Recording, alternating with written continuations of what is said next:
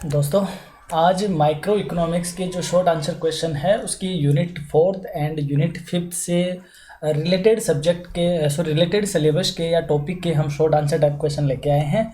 तो करते हैं आज की क्लास की शुरुआत। करियर एजुनेस्ट पर आपका स्वागत है।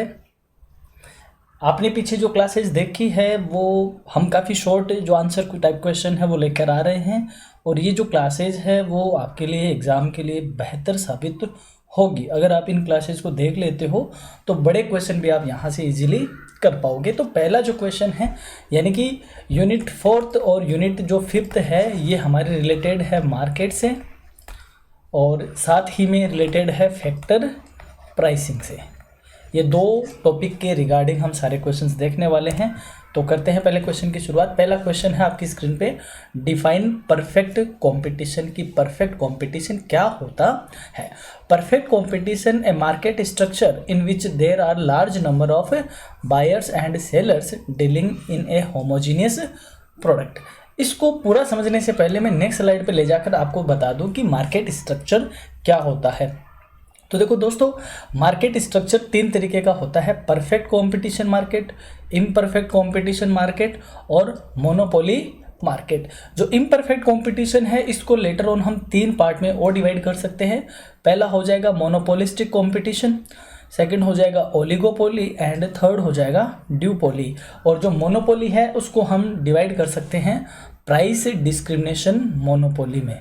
तो यानी कि आपके सिलेबस में अगर मार्केट की बात करूं तो perfect competition, monopolistic, oligopoly, duopoly, monopoly और प्राइस डिस्क्रिमिनेशन मोनोपोली। तो 6 तरीके का आपके लिए मार्केट आपके सिलेबस में बनता है। एग्जाम की अगर बात करें तो perfect competition, monopoly competition, price discrimination monopoly और मोनोपोलिस्टिक, ये ज़्यादातर पूछे जाते हैं डिटेल एग्जाम में। थोड़ा आगे और डिस्कस कर लेते हैं कि मोनोपोली वो मार्केट होता है जिसमें कितने सेलर होते हैं दोस्तों, सिर्फ सिंगल सेलर होता है, एक ही सेलर होता है। वहीं ड्यूपोली मार्केट वो होता है जिसमें 2 सेलर होते हैं। ओलिगोपोली में थोड़े से सेलर होते हैं, ए फ्यू सेलर, यानी कि 3, 2, 6, 7, यानी जिनको आप उंगलियों पे काउंट कर सकते हो, फिंगर पे जो काउंटिंग हो जाए, दैट इज ओलिगोपोली मार्केट। और मोनोपोलिस्टिक होता है, रियलिस्टिक मार्केट होता है जिसमें कई तरह के या कई सारे सेलर होते हैं पर्टिकुलर एक कमोडिटी के, और जो इनकी कमोडिटी है वो क्लोज सब्सटीट्यूट होती है, यानी कि उनमें 19-20 का ही डिफरेंस होता है। और बात करें परफेक्ट कंपटीशन की तो इसमें लार्ज नंबर ऑफ सेलर होता है किसी पर्टिकुलर कमोडिटी का। यहाँ पर AR इक्वल्स टू MR होता है, यानी कि प्राइस इक्वल रहती है। तो AR और MR दोनों इक्वल रहता है। इसका डायग्राम कुछ इस तरीके के से बनता है, OX के पैरेलल AR और MR इसका होता है। ठीक है, प्राइस यूनिफॉर्म होती है। और जो मोनोपोलिस्टिक होती है ये थोड़ा सा ज़्यादा इलास्टिक होता है, क्लियर। और इसमें कई तरह के सेलर होते हैं, क्लोज सब्सटीट्यूट लिए हुए कमोडिटी होती है। और मोनोपोली की बात करें तो इसमें प्राइस कम इलास्टिक होती है। ये बेसिकली थोड़ा सा डिफरेंस आपको यहाँ पे पता हो।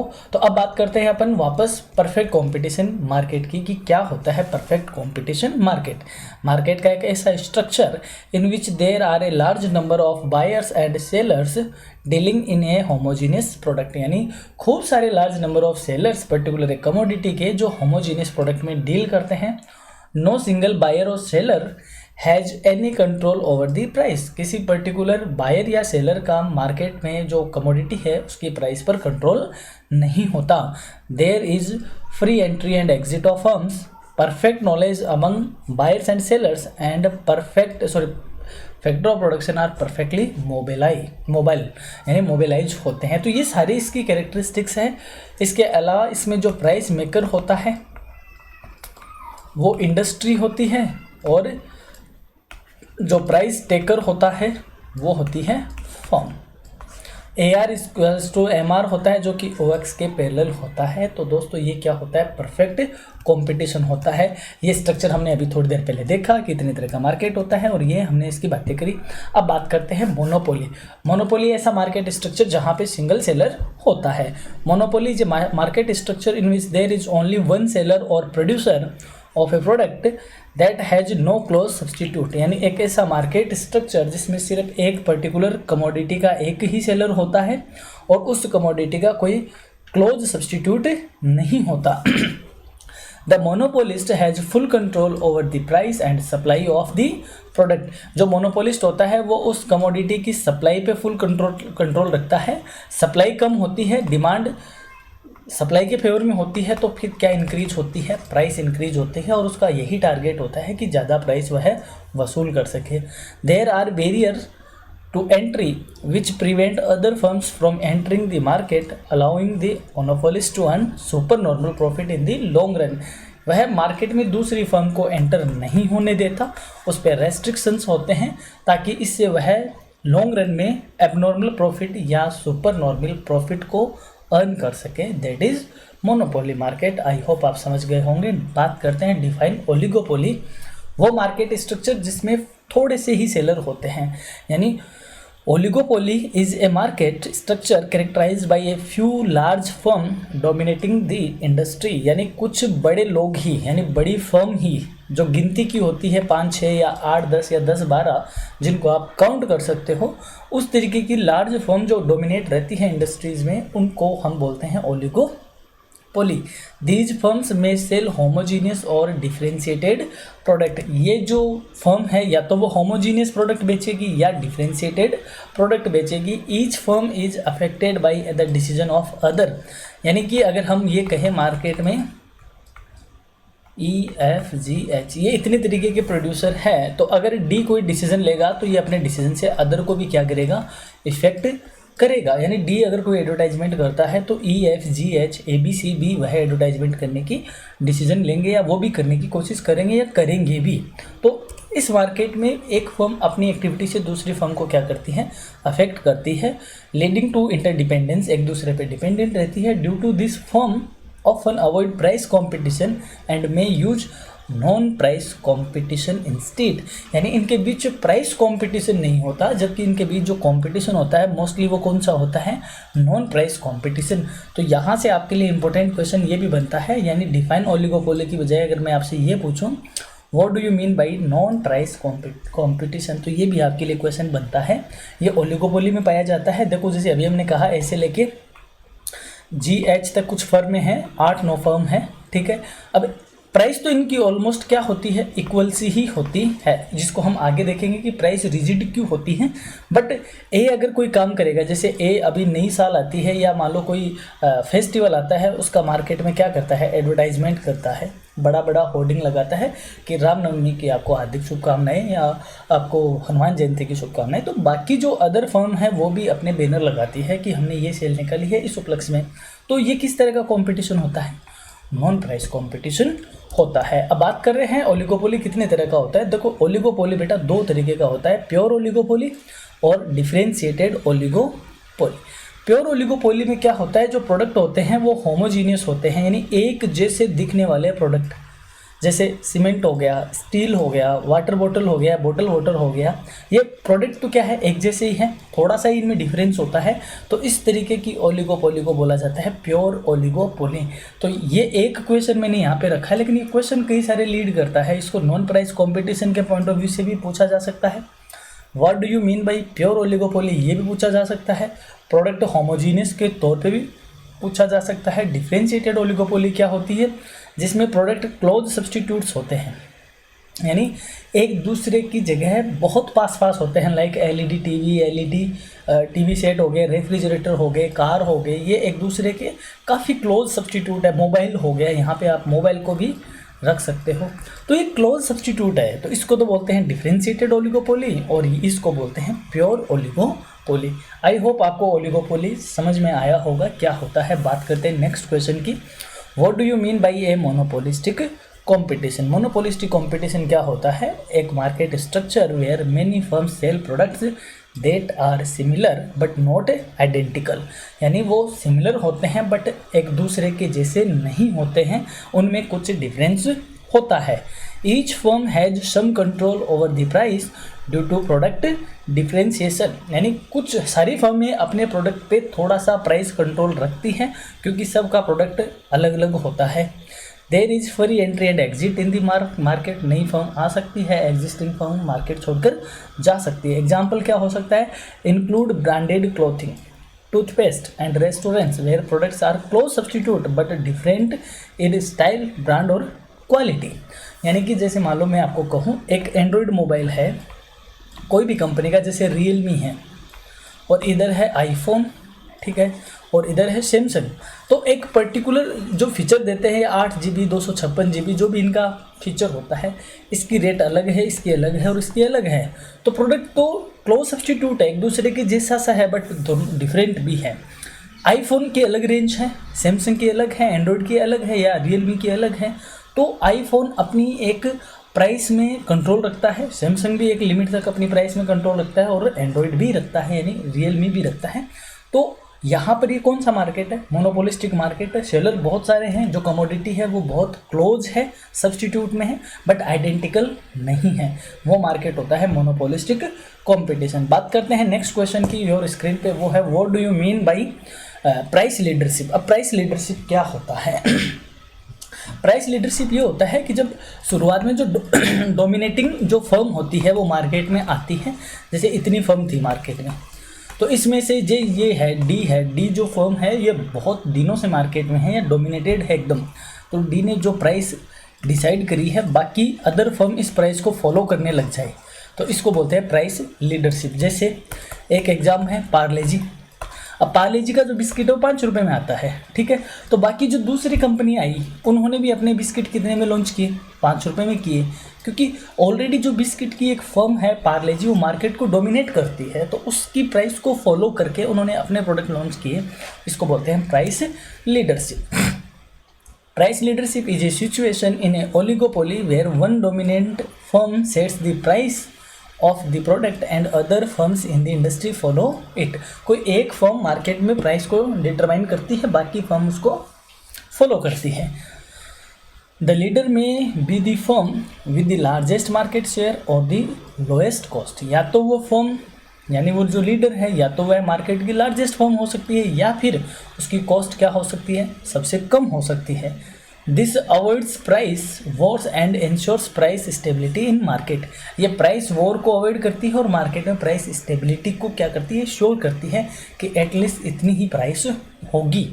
तो ये इसकी कुछ कैरेक्टरिस्टिक्स है और हमने जाना प्राइस लीडरशिप क्या होता है। बढ़ते हैं नेक्स्ट क्वेश्चन जो कि बहुत इंपॉर्टेंट है, डिफाइन किंग्ड डिमांड कर्व, या इसी को पूछा जा सकता है what do you mean by price rigidity, यानी प्राइस रिजिडिटी क्या होती है। यानी मार्केट में जो ओलिगोपोली मार्केट होता है उसमें प्राइस में चेंज क्यों नहीं होता, यानी प्राइस स्टेबल क्यों रहते हैं, स्टेबिलिटी क्यों रहती है प्राइस में।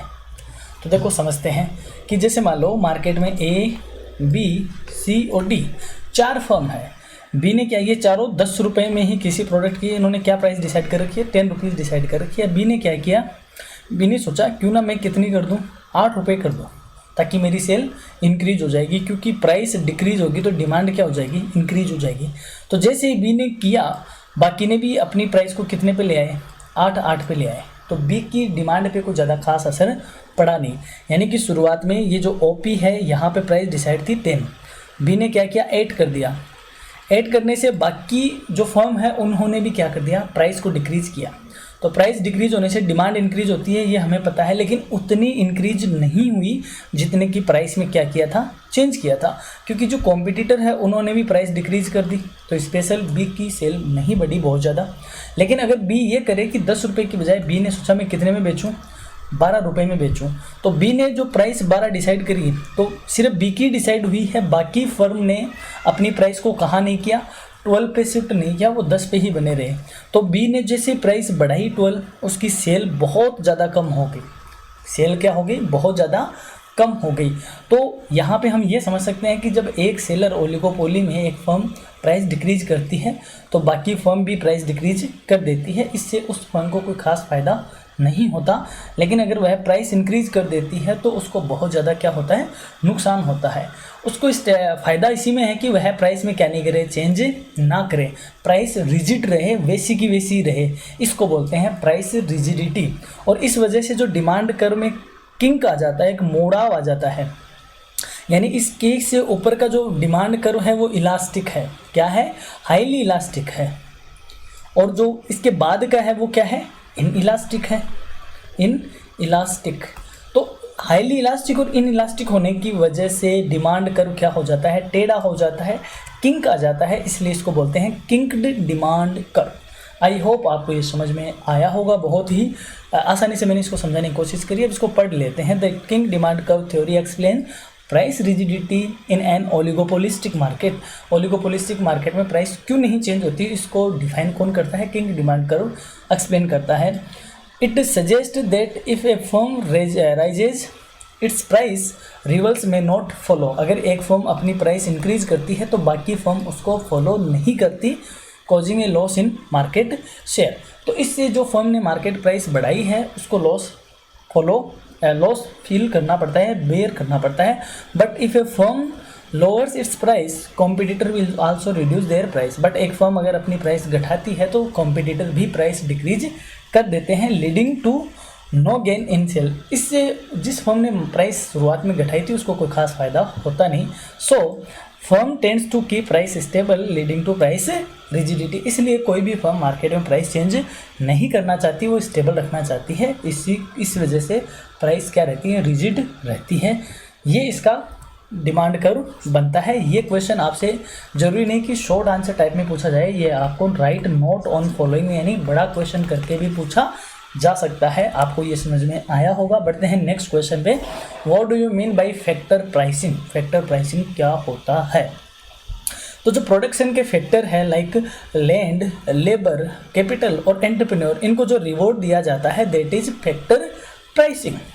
यानी factor pricing refers to the determination of prices of factors of production like land, labour, capital और entrepreneur. It is also called distribution theory just like goods have prices. यानी कि सपोज करो कोई लेबर काम कर रहा है, लेबर कोई काम करके क्या बना रहा है, जैसे मान लो लेबर की छोड़ देते हैं, कोई मशीन है, मशीन क्या कर रही है? मशीन से बिस्किट बन रहा है, मशीन से बिस्किट बन रहा है और बिस्किट मार्केट में कुछ ना कुछ प्राइस पे बिकेगा, सेल होगा।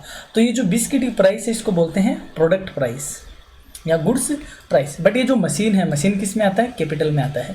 तो मशीन को भी कोई ना कोई रिवॉर्ड देना पड़ता है। तो मशीन को जो रिवॉर्ड मिलता है वो क्या मिलता है? इंटरेस्ट मिलता है। तो इस मशीन की जो रेट होगी उसको क्या बोलते हैं? इंटरेस्ट। या उसका जो रिवॉर्ड है वो क्या होगा? इंटरेस्ट होगा। यानी कि फैक्टर ऑफ प्रोडक्शन को दिया जाने वाला reward that is factor pricing.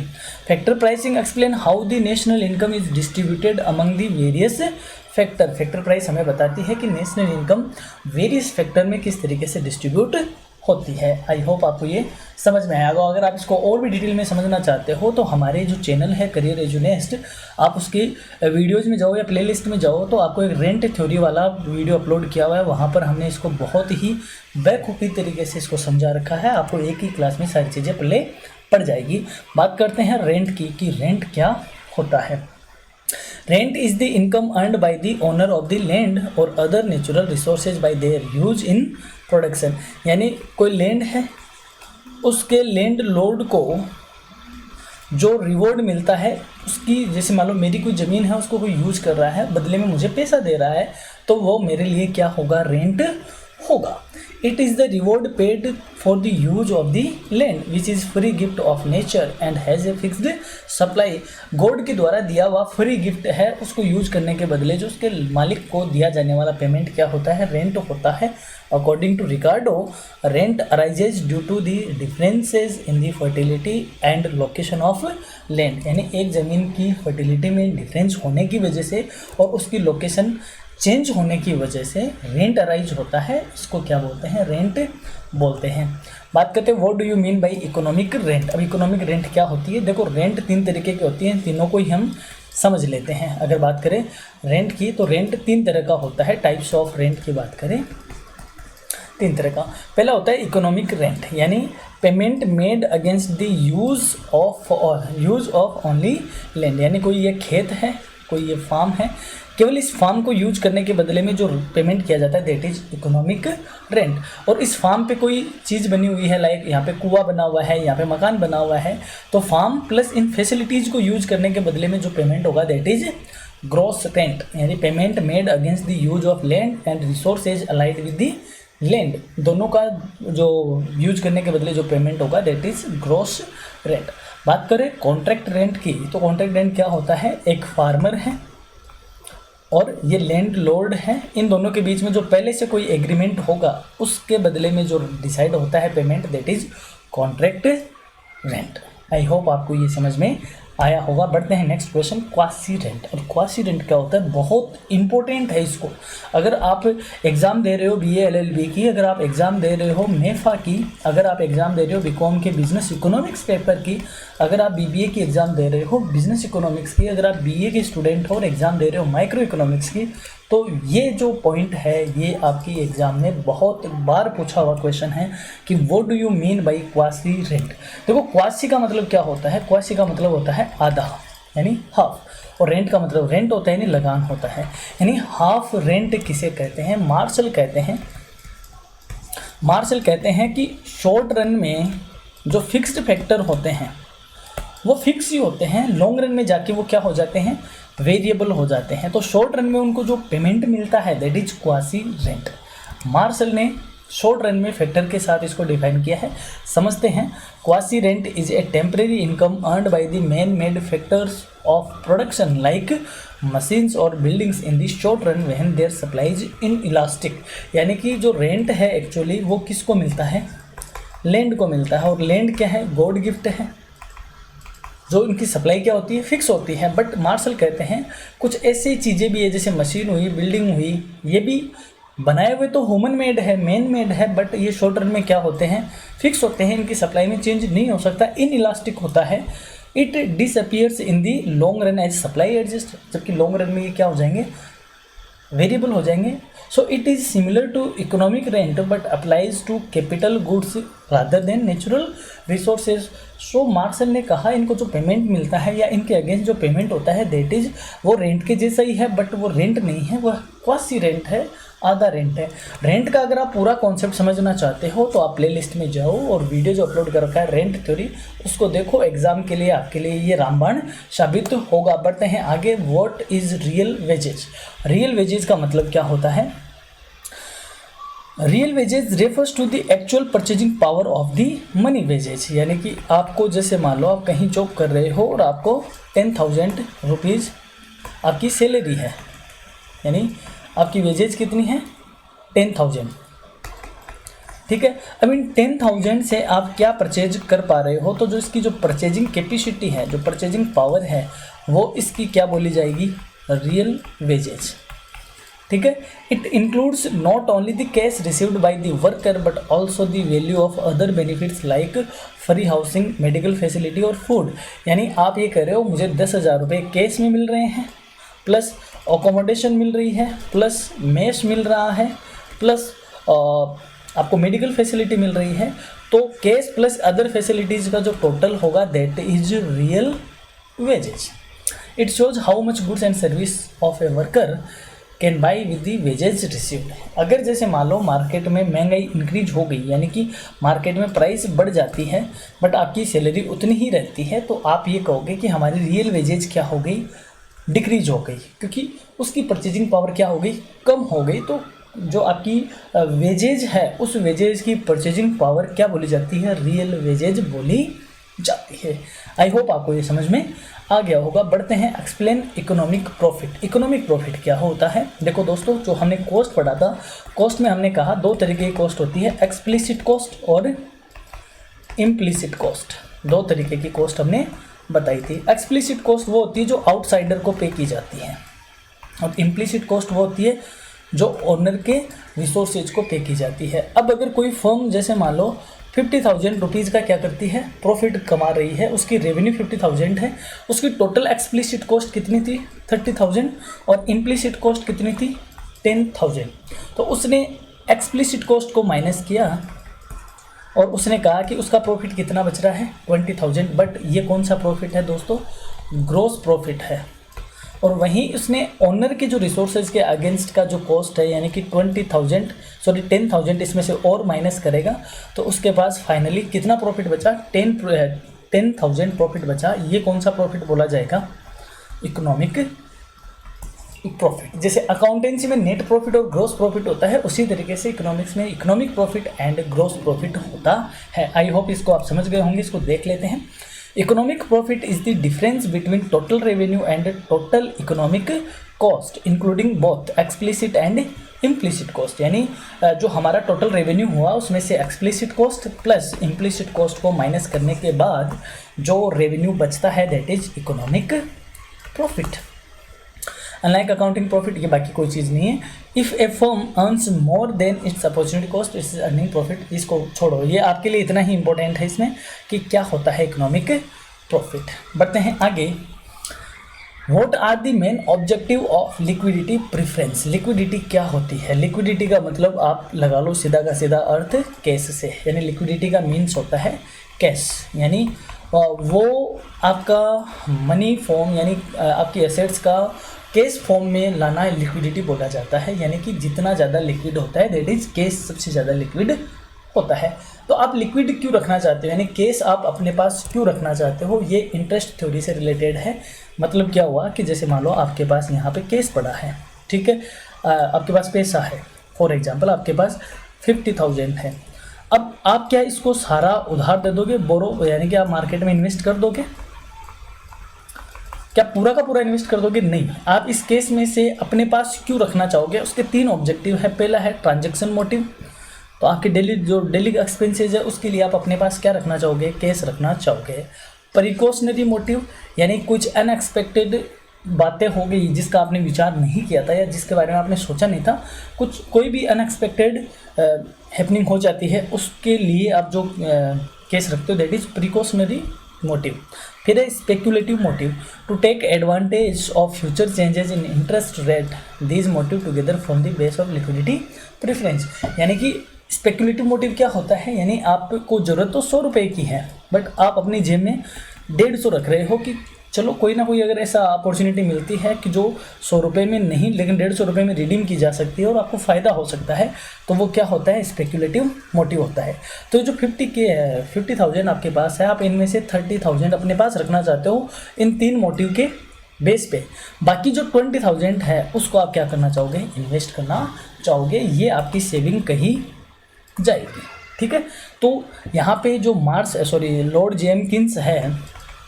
जेम्किंस वो कहते हैं कि 3 तरीके के मोटिव होते हैं जो हमें लिक्विडिटी को प्रेफरेंस में का ऑब्जेक्टिव बनते हैं, that is transaction motive, precautionary motive and speculative motive.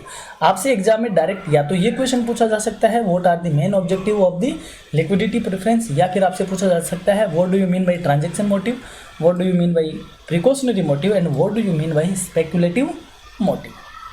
Now next question, what do you mean bye liquidity trap. अब लिक्विडिटी ट्रैप क्या होता है, यानी अभी आपके पास क्या थी? सेविंग्स थी। अब मार्केट में आप इन्वेस्ट करना चाहोगे तो इंटरेस्ट रेट का आप पे बहुत ज़्यादा इम्पेक्ट होगा। इंटरेस्ट रेट एंड इन्वेस्ट, अगर इंटरेस्ट रेट ज़्यादा होगी तो आप इन्वेस्टमेंट क्या करना चाहोगे? ज़्यादा, क्योंकि आपको रिटर्न ज़्यादा मिलेगा। और इंटरेस्ट रेट अगर कम होगी तो आप इन्वेस्टमेंट भी क्या करना चाहोगे? कम करना चाहोगे। तो दोनों में किस तरह का रिलेशन है? पॉजिटिव सा रिलेशन है। तो अगर इंटरेस्ट रेट ज़्यादा होगी, इंटरेस्ट रेट क्या होगी? ज़्यादा होगी, तो आपका लिक्विडिटी प्रेफरेंस क्या हो जाएगा? कम हो जाएगा। आप लिक्विडिटी अपने पास नहीं रखकर आप क्या करना चाहोगे? इन्वेस्ट करना चाहोगे।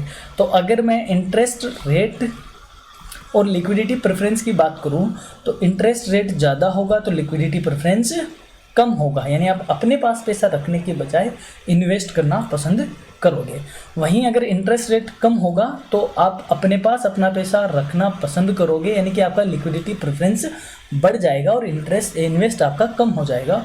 तो इंटरेस्ट में और लिक्विडिटी प्रेफरेंस में किस तरह का रिलेशन है? नेगेटिव। तो इस डायग्राम से समझते हैं, इधर है लिक्विडिटी प्रेफरेंस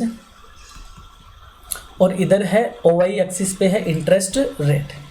अगर इंटरेस्ट रेट है ज़्यादा तो लिक्विडिटी प्रेफरेंस है कम, फिर इंटरेस्ट रेट हो गया कम तो लिक्विडिटी प्रेफरेंस बढ़ जाएगा। आप अपना पैसा इन्वेस्ट करने के बजाय अपने पास रखना पसंद करोगे। और फिर अगर इंटरेस्ट रेट इतना ज़्यादा कम हो जाए कि आप इन्वेस्ट करना पसंद ही नहीं करो, यानी कि इंटरेस्ट रेट बहुत कम है और आप इन्वेस्ट करोगे तो आप सोचोगे कि माथापच्ची ज़्यादा है इन्वेस्ट करने में, इतना रिटर्न मिलना नहीं है, इससे अच्छा अपना पैसा अपने ही पास रखो। तो जब इंटरेस्ट रेट बहुत ज़्यादा कम हो जाए, बहुत कम हो जाए और कंज्यूमर इन्वेस्ट करना पसंद ही ना करे, उस सिचुएशन को बोलते हैं लिक्विडिटी ट्रैप। उस पसंद को क्या बोलते हैं? लिक्विडिटी ट्रैप बोलते हैं। और यहाँ पे जो एलपी कर्व है, लिक्विडिटी प्रेफरेंस कर्व है, वो ओएक्स के क्या हो जाता है? पैरेलल हो जाता है। इस सिचुएशन को बोलते हैं दोस्तों लिक्विडिटी ट्रैप, यानी तरलता जाल।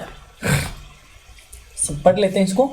Liquidity trap is a situation where people prefer to hold cash rather than invest. यानी लिक्विडिटी ट्रैप वो सिचुएशन है जहां पर लोग कैश अपने पास रखना पसंद करेंगे, ना कि इन्वेस्ट करना। Even when interest rate are very low, यानी जब इंटरेस्ट रेट बहुत कम हो जाए तब ऐसा होता है। It means monetary policy becomes ineffective because any increase in money supply is absorbed by the public as ideal case। इस सिचुएशन में जो मॉनेटरी पॉलिसी है वह इफेक्टिव नहीं रहती। This usually occur during depression और इकोनॉमिक अनसर्टेनिटी। और ऐसा तब होता है जब इकोनॉमिक अनसर्टेनिटीज होती है या मार्केट में डिप्रेशन यानी कि मंदी की स्थिति आ जाती है, तब लिक्विडिटी ट्रैप जैसी सिचुएशन मार्केट में देखने को मिलती है। आई होप आपको लिक्विडिटी ट्रैप और लिक्विडिटी प्रेफरेंस दोनों समझ में आया होगा। यानी लिक्विडिटी ट्रैप के साथ आप लिक्विडिटी प्रेफरेंस भी आपको समझ में आया होगा। लिक्विडिटी प्रेफरेंस के मोटिव या ऑब्जेक्टिव आपको समझ में आए होंगे, ट्रैप आपको समझ में आया होगा। तो ये थी आज की यूनिट 4 और यूनिट 5 की क्लास, जो कि BA LLB, BA MA BCom MCom, MEFA, assistant professor, research assistant, ASO, first grade, BBA MBA सब के लिए क्या है, हेल्पफुल साबित है। आपने यहाँ तक क्लास देखी, इसके लिए बहुत बहुत आपका धन्यवाद। जल्द ही एक बेहतरीन क्लास के साथ आपसे मुलाकात होगी। दीजिए इजाज़त, मिलते हैं जल्दी ही नेक्स्ट वीडियो के साथ। धन्यवाद।